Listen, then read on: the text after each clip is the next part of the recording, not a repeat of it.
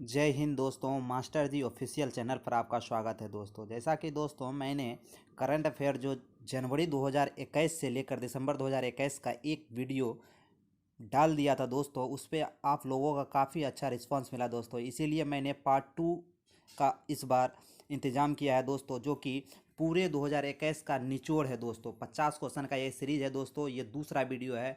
अगर आप पहला वीडियो देखना चाहते हैं तो आप हमारे डिस्क्रिप्शन बॉक्स में लिंक दिया गया है, आप पहला वीडियो देख सकते हैं और अपना करेंट अफेयर को रिवाइज कर सकते हैं दोस्तों।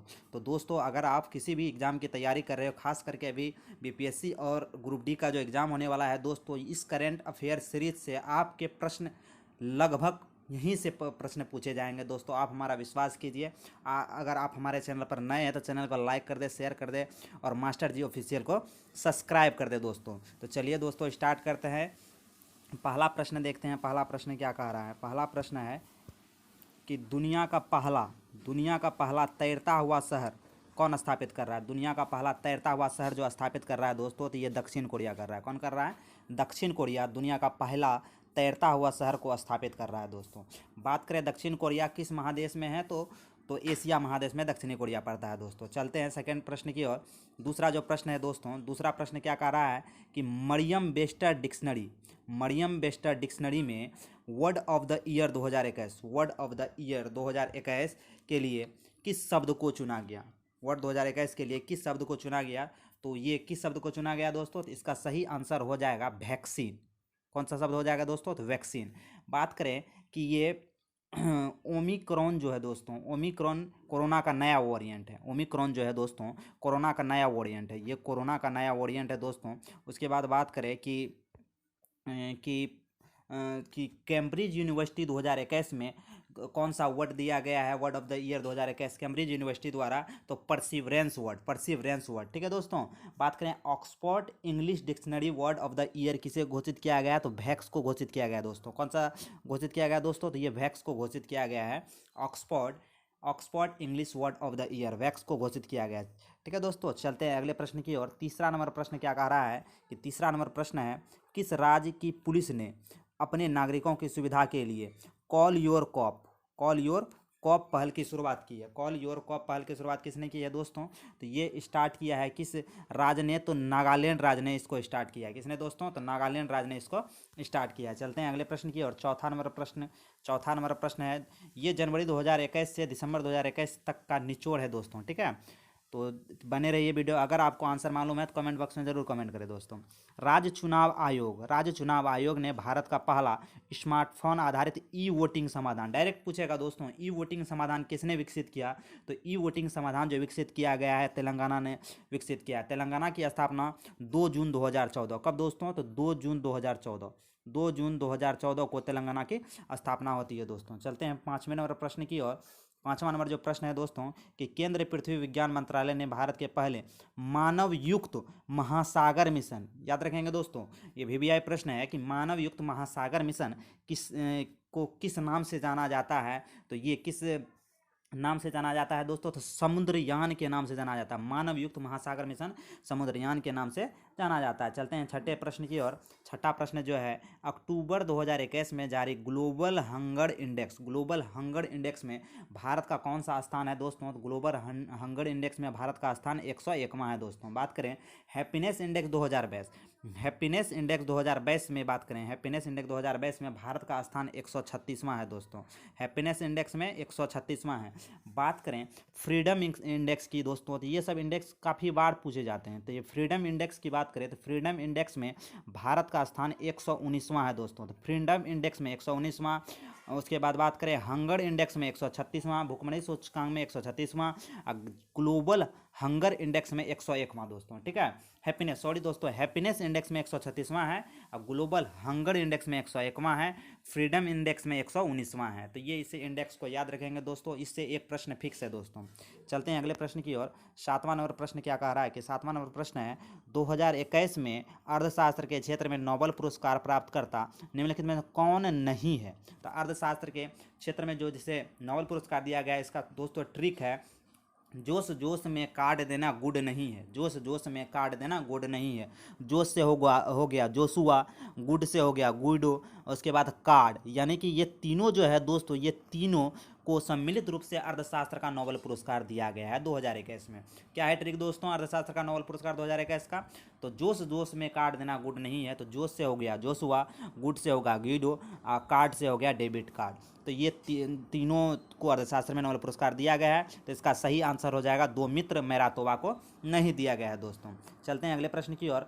8वां नंबर जो प्रश्न है दोस्तों, 8वां नंबर प्रश्न है, हाल ही में प्रकाशित पुस्तक writing for my life, writing for my life के लेखक कौन है? तो राइटिंग फॉर माई लाइफ के लेखक रस्किन बॉन्ड है।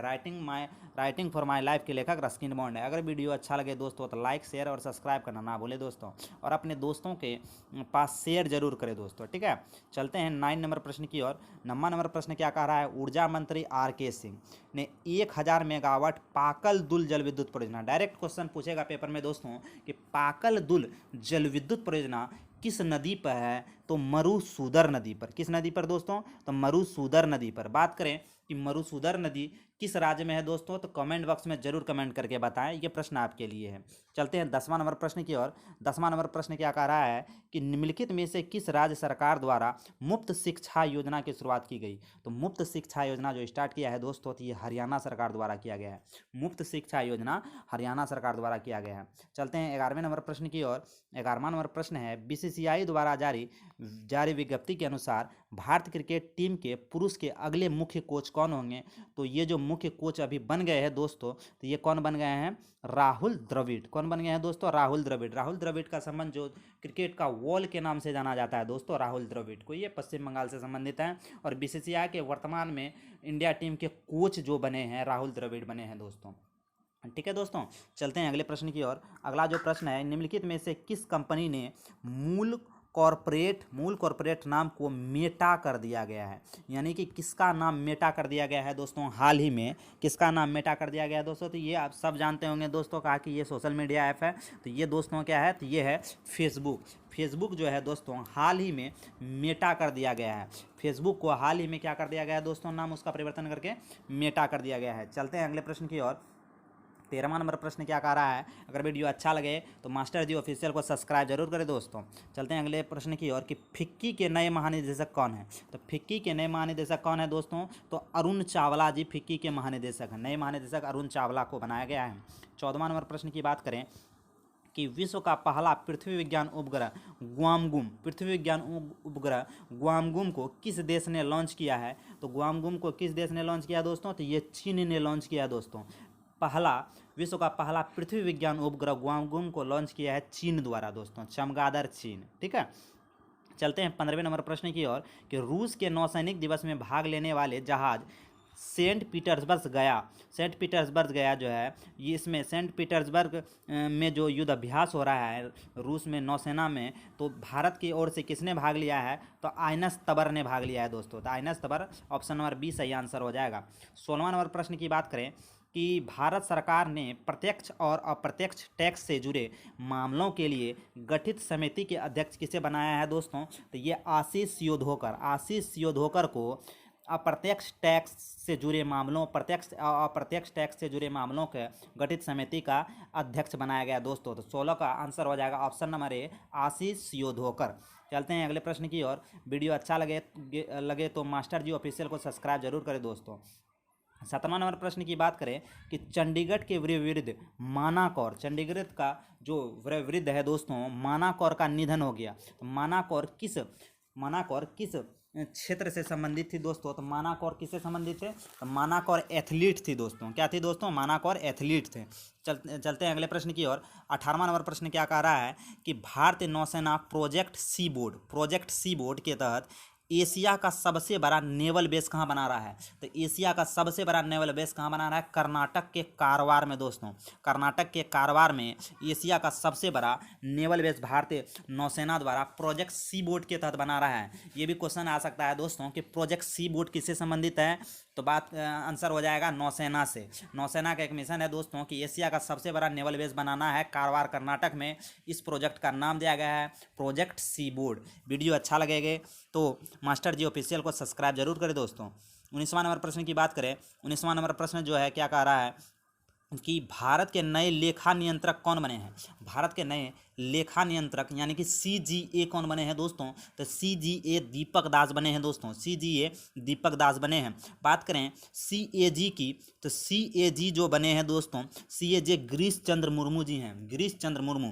आर्टिकल बात करें सीएजी के, तो सीएजी का जो आर्टिकल होता है 148 होता है दोस्तों। ये काफ़ी बार एग्जाम में पूछा गया है कि भारत के सीएजी कौन है, तो गिरीश चंद्र मुर्मू, और किस अनुच्छेद के आर्टिकल के तहत, 148 अनुच्छेद के तहत। बात करें कि अगला प्रश्न की, तो 20वां नंबर प्रश्न जो है ये भी काफ़ी इंपोर्टेंट हो जाता है दोस्तों कि 72वां गणतंत्र दिवस, 72वां गणतंत्र दिवस के अवसर पर बेस्ट झांकी का पुरस्कार किसे दिया गया है, तो ये उत्तर प्रदेश को दिया गया है दोस्तों।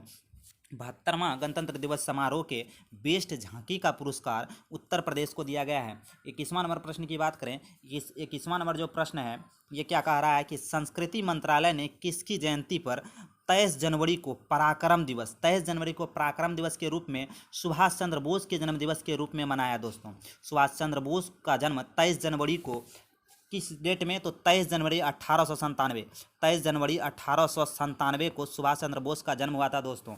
कहाँ, तो कटक में हुआ था। कहाँ जन्म हुआ था दोस्तों, कटक में जन्म हुआ था। 23 जनवरी 1897 को कटक में जन्म हुआ था दोस्तों सुभाष चंद्र बोस जी का। बात करें सुभाष चंद्र बोस के जन्म दिवस पर 23 जनवरी को पराक्रम दिवस के रूप में मनाने का निर्णय लिया गया है भारत सरकार द्वारा।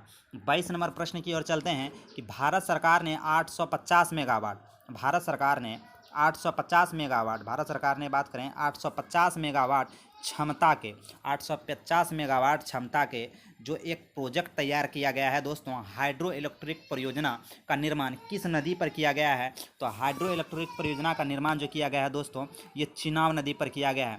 ये भी क्वेश्चन पूछ सकता है दोस्तों, रतले पनबिजली परियोजना, रतले पनबिजली परियोजना किस नदी पर है, तो चिनाब नदी पर, चिनाब नदी जम्मू कश्मीर में, ठीक है दोस्तों, जम्मू कश्मीर में ये परियोजना बनाया गया है।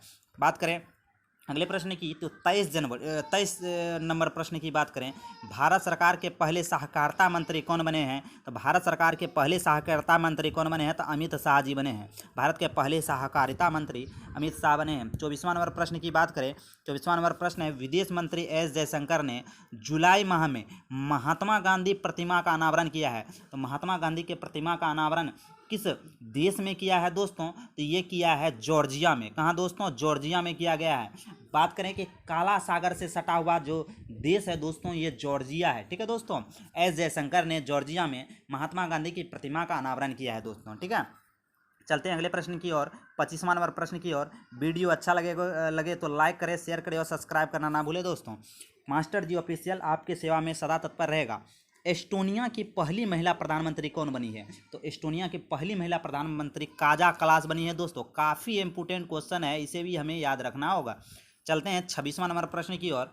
26वां नंबर प्रश्न कह रहा है, साहित्य अकादमी पुरस्कार 2020 में हिंदी भाषा के लिए अनामिका पुस्तक के लिए किसे दिया गया, तो अनामिका को किस पुस्तक के लिए दिया गया, तो टोकरी में दिंगत थेरी गाथा, टोकरी में दिंगत थेरी गाथा पुस्तक के लिए अनामिका को साहित्य अकादमी पुरस्कार 2020 से हिंदी भाषा के लिए नवाजा गया है दोस्तों, ठीक है। तो अनामिका को साहित्य अकादमी पुरस्कार हिंदी के क्षेत्र में टोकरी में दिंगत पुस्तक के लिए मिला है। चलते हैं अगले प्रश्न की ओर। अगला प्रश्न जो है 27वां नंबर प्रश्न की बात करें,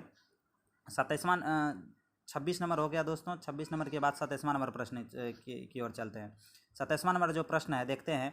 27वां नंबर प्रश्न, अगर वीडियो अच्छा लगे तो लाइक करें, शेयर करें और सब्सक्राइब कर दें मास्टर जी ऑफिशियल को। चलते हैं 27वां नंबर प्रश्न की ओर। भारत ने किस देश के साथ मिलकर डस्टलिक युद्ध अभ्यास किसके साथ किया है दोस्तों, तो डस्टलिक युद्ध अभ्यास किया है उज्बेकिस्तान के साथ। किसके साथ दोस्तों, उज्बेकिस्तान के साथ। बात करें कहाँ किया है, तो रानीखेत उत्तराखंड। कहाँ किया है दोस्तों, तो ये रानीखेत उत्तराखंड में किया है दोस्तों। रानीखेत उत्तराखंड में उज्बेकिस्तान और भारत के साथ मिलकर डस्टलिक युद्ध अभ्यास किया है। चलते हैं 28वां नंबर प्रश्न की ओर। 28वां नंबर प्रश्न है, वैश्विक शांति सूचकांक 2021 में भारत का स्थान। तो वैश्विक शांति सूचकांक में भारत का स्थान जो है दोस्तों ये सही आंसर हो जाएगा 135वां। वैश्विक शांति सूचकांक 2021 में भारत का स्थान 135वां। बात करें सबसे शांति प्रिय देश कौन सा है, तो आइसलैंड है। सबसे शांति प्रिय देश कौन सा है? तो आइसलैंड है दोस्तों। बात करें सेकेंड सबसे शांतिप्रिय देश कौन है? सेकेंड सबसे शांतिप्रिय देश है न्यूजीलैंड। कौन दोस्तों? न्यूजीलैंड सेकेंड सबसे शांतिप्रिय देश है। पहला आइसलैंड है। और भारत का पूछेगा शांति सूचकांक में भारत का स्थान 135वां। 29वां नंबर प्रश्न की ओर बात करें। 29वां नंबर प्रश्न है, भारत का पहला परमाणु मिसाइल और हथियारों का ट्रैक करने वाला पोत कौन सा है? भारत का पहला परमाणु मिसाइल और हथियारों को ट्रैक करने वाला पोत का नाम क्या है दोस्तों? तो इसका सही आंसर क्या हो जाएगा? इसका सही आंसर हो जाएगा INS ध्रुव। INS ध्रुव। बात करें INS ध्रुव को बनाया किसने? तो HSL यानी कि हिंदुस्तान शिप लिमिटेड ने, हिंदुस्तान शिप लिमिटेड ने INS ध्रुव को बनाया, जो कि पहला परमाणु मिसाइल और हथियारों को ट्रैक करने वाला पोत है दोस्तों। चलते हैं अगले प्रश्न की ओर। 30वां नंबर प्रश्न क्या कह रहा है कि भूमिहीन परिवारों को भूमि उपलब्ध कराने के लिए किस राज्य सरकार के द्वारा मुख्यमंत्री आवास भू अधिकार योजना, मुख्यमंत्री आवास भू अधिकार योजना किसके द्वारा स्टार्ट किया गया? तो ये मध्य प्रदेश सरकार द्वारा स्टार्ट किया गया। चलते हैं अगले प्रश्न की ओर। 31वां नंबर प्रश्न क्या कह रहा है कि गलवान घाटी में शहीद कर्नल बकीमुल्ला संतोष बाबू, बकीमुल्ला संतोष बाबू को किस राष्ट्रीय पुरस्कार से ये सम्मानित किया गया? तो बकीमुल्ला संतोष बाबू को किस पुरस्कार से? तो महावीर चक्र से नवाजा गया है। किस चक्र से दोस्तों? महावीर चक्र से नवाजा गया है। बात करें पहला महावीर चक्र किसे मिला था? दीवान रंजीत राय को। किसे? दीवान रंजीत राय को पहला महावीर चक्र पुरस्कार दिया गया था दोस्तों। 32वां नंबर प्रश्न की बात करें कि 32वां नंबर प्रश्न है, लद्दाख को जैविक कृषि संपन्न बनाने के लिए लद्दाख ने किस राज्य से समझौता किया है? तो ये सिक्किम से साथ समझौता किया है जैविक कृषि। जैविक कृषि में सिक्किम का दोस्तों प्रथम स्थान है। चलते हैं 33वां नंबर प्रश्न की ओर। 33वां नंबर प्रश्न है, राष्ट्रीय बालिका दिवस के अवसर पर मौके पर उत्तराखंड में एक दिन की मुख्यमंत्री, VVI प्रश्न है दोस्तों, ये पूछा ही जाएगा प्रश्न।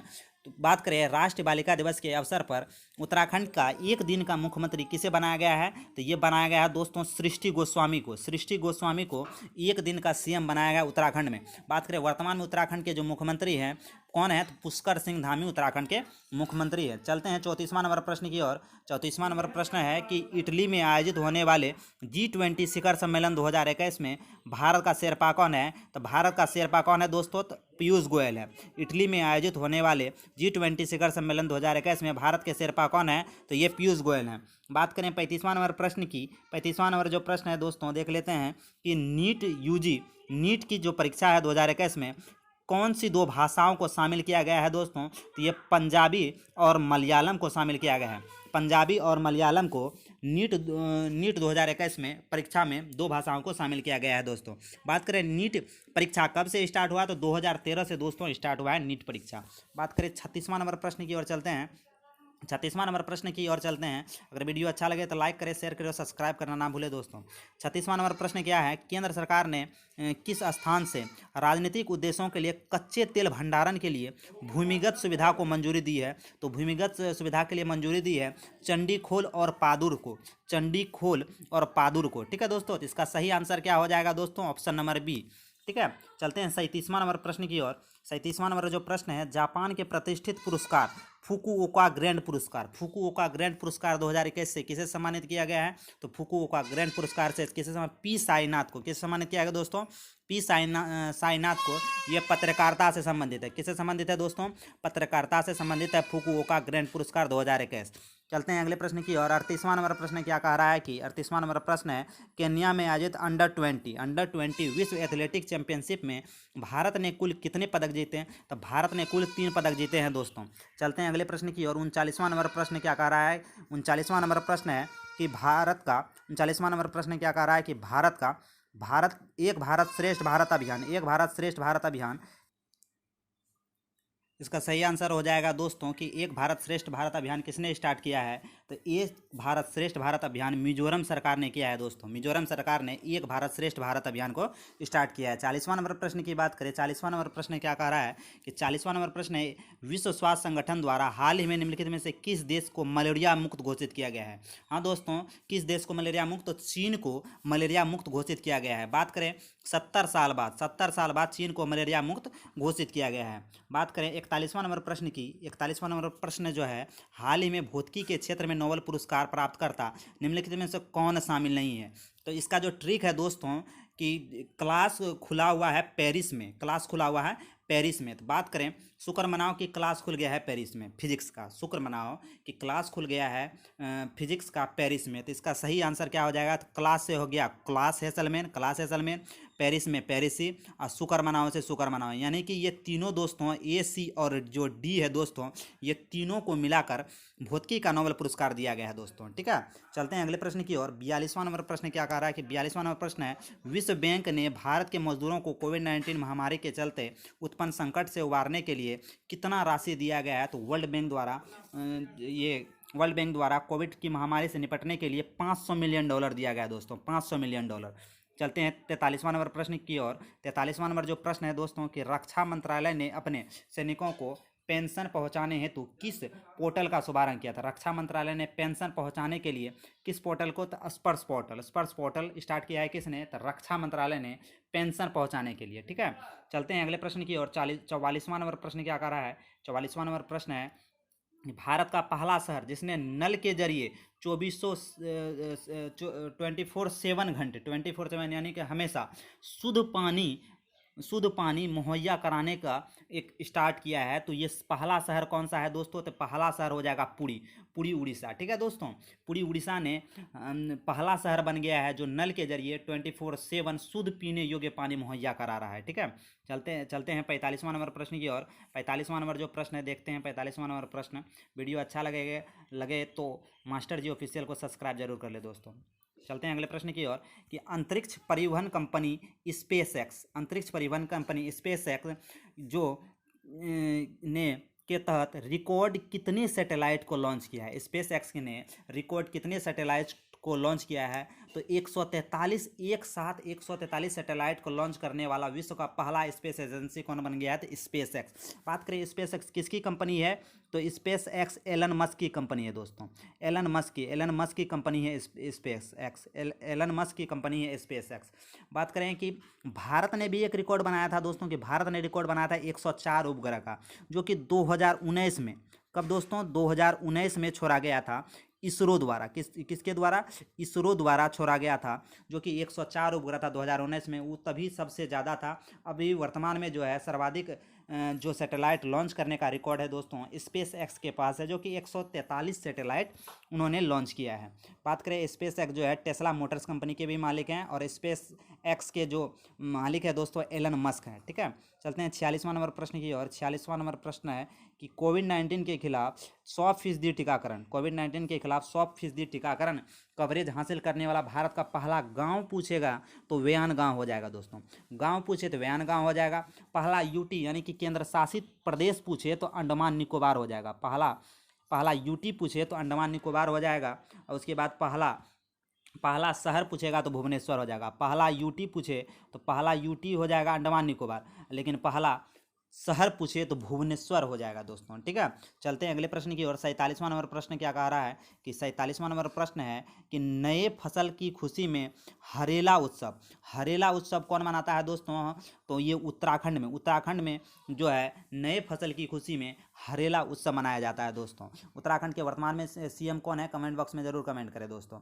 48वां नंबर प्रश्न की बात करें कि भारत में 6 लाख गाँवों को इंटरनेट से कनेक्ट करने का लक्ष्य कब पूरा कर लिया जाएगा? तो ये 2024 का लक्ष्य रखा गया है कि भारत के 6 लाख गाँवों को इंटरनेट से कनेक्ट कर दिया जाएगा। 49वां नंबर प्रश्न है कि भारत का सबसे बड़ा सोलर पार्क की क्षमता जो है 4750 मेगावाट कहाँ बन रहा है दोस्तों? तो ये बन रहा है गुजरात में, कच्छ के रण में, कच्छ जिला में बन रहा है दोस्तों गुजरात में। सर्वाधिक जो सबसे बड़ा भारत का दोस्तों क्षमता है 4750 मेगावाट। चलते हैं आखिरी प्रश्न की ओर। आखिरी 50वां नंबर प्रश्न क्या कह रहा है कि संयुक्त राष्ट्र महासभा ने किस वर्ष को मोटे अनाज का अंतर्राष्ट्रीय वर्ष घोषित किया गया है? तो मोटे अनाज का अंतर्राष्ट्रीय वर्ष घोषित किया गया है दोस्तों 2023 का। 2023 को मोटे अनाजों का अंतर्राष्ट्रीय वर्ष घोषित किया गया। 2023 को मोटे अनाजों का अंतर्राष्ट्रीय वर्ष घोषित किया गया है दोस्तों। अगर वीडियो अच्छा लगे तो लाइक कर दे और शेयर कर दे, और मास्टर जी ऑफिशियल को सब्सक्राइब जरूर करें दोस्तों। काफ़ी मेहनत लगती है एक वीडियो बनाने में। आप इसका पार्ट 1 भी देख सकते हैं दोस्तों, जो कि 2021 का पूरा निचोड़ है दोस्तों। आप कोई भी एग्जाम अगर अभी वर्तमान में देने वाले हैं दोस्तों, तो ये करंट जब भी पूछेगा तो 2021 का करंट होगा ही दोस्तों। मैं जो है मिक्स क्वेश्चन ला रहा हूँ 2021 से संबंधित जो 50-50 क्वेश्चन का सीरीज़ है दोस्तों, ये सीरीज़ दूसरा सीरीज़ है। तो ये वीडियो आप पूरा देख लें और समझ लें कि यही सब प्रश्न आपके एग्ज़ाम में पूछे जाने वाले हैं दोस्तों। तो ये वीडियो आपको कैसा लगा कमेंट बॉक्स में ज़रूर कमेंट करके बताएं, और बताएं दोस्तों कि मैं और कितना बेहतर आपके लिए कर सकूं और कौन सा सब्जेक्ट मैं और आपके लिए लाऊं। क्या मैं साइंस लाऊं, क्या मैं मैथ लाऊं, आप ज़रूर कमेंट करके बताएं दोस्तों। ये वीडियो आपको कैसा लगा ज़रूर बताएं दोस्तों। जय हिंद, जय भारत। मिलते हैं अगले वीडियो में। मास्टर जी ऑफिशियल के तरफ से आप लोगों को हार्दिक शुभकामनाएं दोस्तों।